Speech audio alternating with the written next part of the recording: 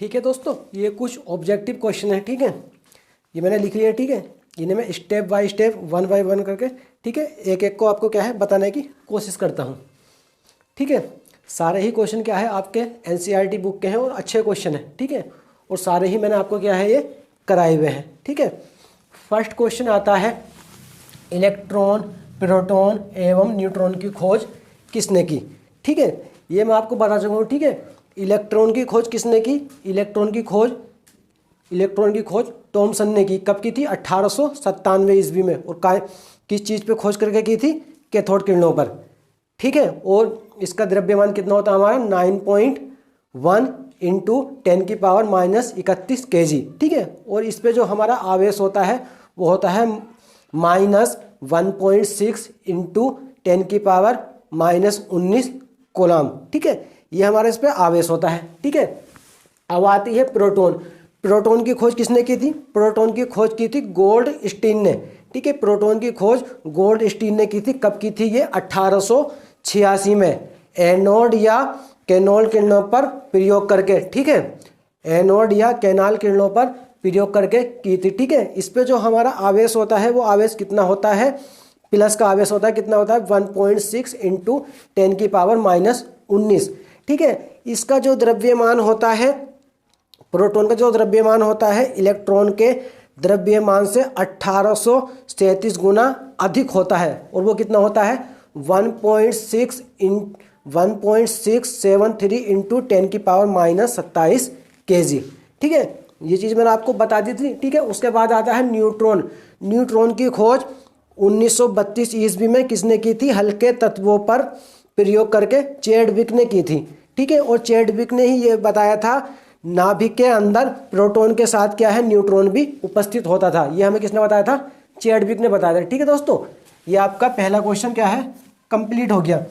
ठीक है, अब बात आती है इलेक्ट्रॉन तथा प्रोटॉन के द्रव्यमानों का अनुपात बताइए। ठीक है, इलेक्ट्रॉन और प्रोटॉन के द्रव्यमानों का अनुपात क्या होगा? ठीक है, इलेक्ट्रॉन का जो द्रव्यमान होता है हमारा कितना होता है? 9.1 इंटू 10⁻31 kg। और प्रोटॉन का जो द्रव्यमान होता है हमारा कितना होता है? 1.673 इंटू 10⁻27 kg। ठीक है, इसका हमारा क्या है? ये पहला वाला ऑप्शन सही हो जाएगा। ठीक है, फिर कह रहे हैं ये इलेक्ट्रॉन तथा प्रोटॉन के आवेश का अनुपात बताइए। ठीक है, इलेक्ट्रॉन का जो आवेश होता है हमारा कितना होता है? -1.6 इंटू 10⁻19 कूलम। ठीक है, और प्रोटॉन का द्रव्यमान होता है हमारा प्लस 1.6 इंटू 10⁻19 कूलम। ठीक है, जब इससे हम काटेंगे तो कितना आ जाएगा हमारा? -1/1। ठीक है, तो हमारा इसका अनुपात कितना होएगा? -1:1। ठीक है, ये हमारा क्या है?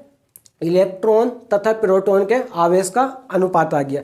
ठीक है, अब नेक्स्ट क्वेश्चन पर आते हैं। नेक्स्ट क्वेश्चन है, ये दो तत्व परमाणु दिए गए हैं। ठीक है, नाइट्रोजन। ठीक है, और इस जोड़े में परमाणु को किस नाम से जाना जाता है? ठीक है, देखो दोस्तों, मैंने आपको क्या है समभारिक और समस्थानिक पढ़ाया था। ठीक है, मैंने दोनों की आपको डेफिनेशन बताई थी। क्या बताई थी? जिन तत्वों के परमाणु संख्या समान होती है लेकिन द्रव्यमान संख्या भिन्न भिन्न होती है, उन तत्वों को हम क्या बोलते हैं? समस्थानिक बोलते हैं। ठीक है, दूसरी जो डेफिनेशन बताई थी मैंने आपको कहाँ की बताई थी? समभारिक की। समभारिक क्या बताया था मैंने? अलग अलग तत्वों के परमाणु संख्या तो भिन्न भिन्न होती है लेकिन क्या है? द्रव्यमान संख्या समान होती है, उन्हें क्या बोलते हैं? हम समभारिक बोलते हैं। ठीक है दोस्तों, देखो इसमें क्या है? परमाणु संख्या 7 है, यहाँ भी 7 है। ठीक है, तो ये हमारा किसका जोड़ा हो गया?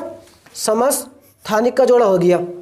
ठीक है, कुछ मैंने आपको क्या है समस्थानिक के उपयोग बताए थे। ठीक है, समस्थानिक का मैंने पहला उपयोग क्या बताया था आपको? एक हमारा यूरेनियम का समस्थानिक होता है जिसका उपयोग हम काय में करते हैं? परमाणु भट्टी में क्या है? ईंधन के रूप में करते हैं। ठीक है, एक मैंने इसका उपयोग ये बताया था। दूसरा उपयोग बताया था, एक होता है हमारा कोबाल्ट 60 का समस्थानिक होता है। कोबाल्ट 60 के समस्थानिक का उपयोग जो है हम क्या है?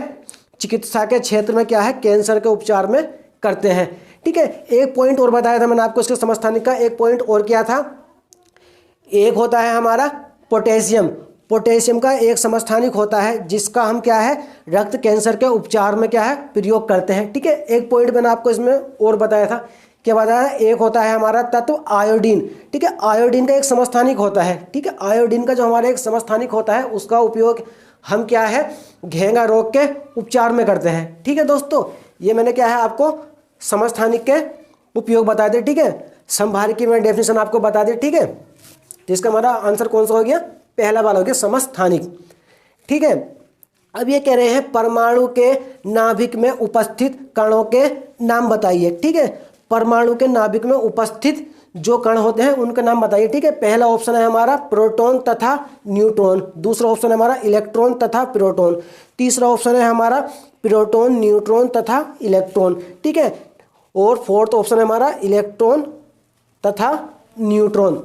ठीक है, ठीक है दोस्तों, इनके एक एक के बारे में हम सीखते हैं। देखो हमारा नाभिक जो होता है, ठीक है, नाभिक कैसा होता है हमारा धन आवेशित होता है। ठीक है, नाभिक हमारा कैसा होता है धन आवेशित होता है। ठीक है, और जो हमारे नाभिक है, नाभिक के अंदर क्या है हमारे प्रोटॉन और न्यूट्रॉन पाए जाते हैं। नाभिक के अंदर हमारा क्या है प्रोटॉन और न्यूट्रॉन पाए जाते हैं। ठीक है, प्रोटॉन पे जो है हमारा प्लस चार्ज होता है और न्यूट्रॉन हमारा क्या है उदासीन होता है, उस पर क्या होता है हमारा जीरो चार्ज होता है। और जो ये हमारे इलेक्ट्रॉन होते हैं ये नाभिक के चारों ओर क्या है एक फ्री कक्षा में क्या है स्वतंत्र रूप से घूमते रहते हैं। ठीक है, जिसमें क्या है इसमें क्या अपनी ऊर्जा का ये कोई भी क्या है हार्स नहीं करते हैं। परमाणु संख्या कितनी होती है 17। ठीक है, तो पहले कक्ष में देख लो 17 इलेक्ट्रॉन किस में बैठ रहे हैं। ठीक है, ये वाला है हमारा, इसमें क्या हमारे 17 इलेक्ट्रॉन बैठ रहे हैं। 2 8 10 और 7 कितने हो गए 17। ठीक है, यही तत्व हमारा क्या हो गया क्लोरीन हो गया। ठीक है, ये तत्व हमारा क्लोरीन हो गया। आइए इसी तरह से हम दूसरे तत्वों के बारे में पता कर लेते हैं। 2 8 10 और 4 14। ठीक है, 14 परमाणु संख्या हमारी किसकी है सिलिका की है। ठीक है, 14 परमाणु संख्या हमारी किसकी है सिलिका की है। ठीक है, ये हमारा क्या है सिलिका का इलेक्ट्रॉनिक विन्यास हो गया। 8 और 2 10 और 1 11 परमाणु संख्या हमारी क्या की है सोडियम की है। ठीक है, ये हमारा क्या है सोडियम का इलेक्ट्रॉनिक विन्यास हो गया। 2 8 10 और 6 16। ठीक है, ये क्या हो गया हमारा सल्फर का इलेक्ट्रॉनिक विन्यास हो गया। ठीक है, ये कह रहे हैं इसके एल्कोज में संयोजी इलेक्ट्रॉनों की संख्या। देखो ये हमारा क्या होगा के होगा और ये क्या होगा हमारा एल होगा। तो एल्कोज में संयोजी इलेक्ट्रॉनिक संख्या हमारी कितनी हो जाएगी 8। ठीक है, एल्कोज में संयोजी इलेक्ट्रॉनिक संख्या हमारी कितनी हो जाएगी 8। ठीक है, नेक्स्ट क्वेश्चन पर आते हैं। नेक्स्ट क्वेश्चन है हीलियम नियोन और आर्गन की संयोजकता शून्य क्यों होती है। ठीक है, आपको ये बताना है। ठीक है, पहला ऑप्शन दिया है सबसे बाहरी कोष में पूर्ण इलेक्ट्रॉन भरे जाते हैं, प्रथम कोष में पूर्ण इलेक्ट्रॉन भरे जाते हैं।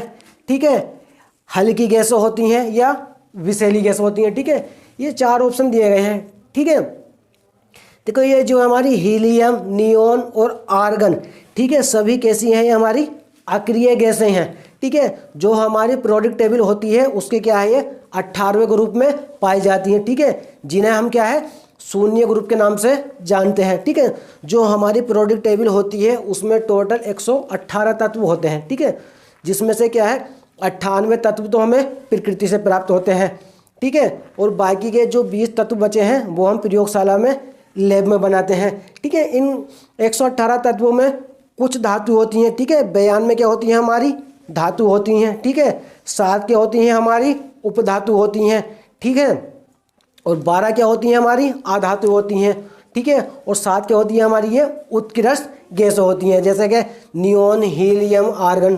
ठीक है, ठीक है, इस तरह से होती हैं। तो ठीक है, तो इन्होंने कहा है इनमें संयोजकता इनकी शून्य क्यों होती है, इनकी संयोजकता की शून्य क्यों होती हैं। इसका ऑप्शन होगा हमारा पहला वाला, संयोजकता इनकी शून्य इसलिए होती है क्योंकि ये सबसे अपने बाहरी कक्ष में क्या है पूर्ण इलेक्ट्रॉन भरती हैं। बिल्कुल ठीक है, कोई सी भी तुम अक्रिय गैस लोगे, ठीक है, उसके अंतिम कोष में क्या है पूरे इलेक्ट्रॉन आएंगे, ना कम आएंगे ना फालतू। ठीक है, इसलिए ठीक है।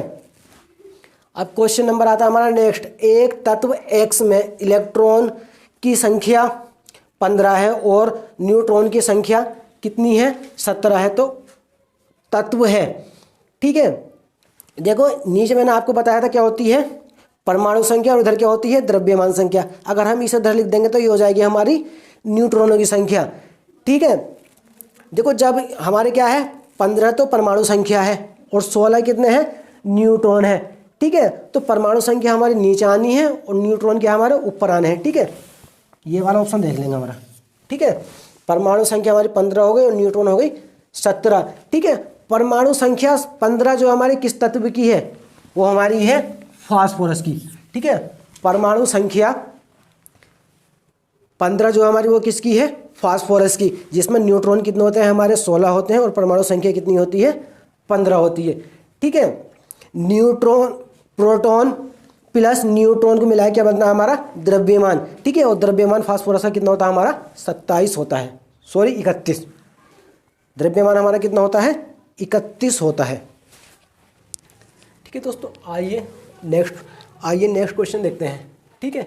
एक तत्व के आयन पर 3 धनावेश है, परमाणु का द्रव्यमान संख्या 27 और न्यूट्रॉनों की संख्या 14 है, आयन में कितने इलेक्ट्रॉन हैं, ठीक है। आयन में हमें कितने इलेक्ट्रॉन बताने हैं, देखो जितनी हमारी परमाणु संख्या होती है उतने ही हमारे क्या है इलेक्ट्रॉन होते हैं, ठीक है। कह रहे हैं यहाँ दिखा देता हूँ मैं आपको,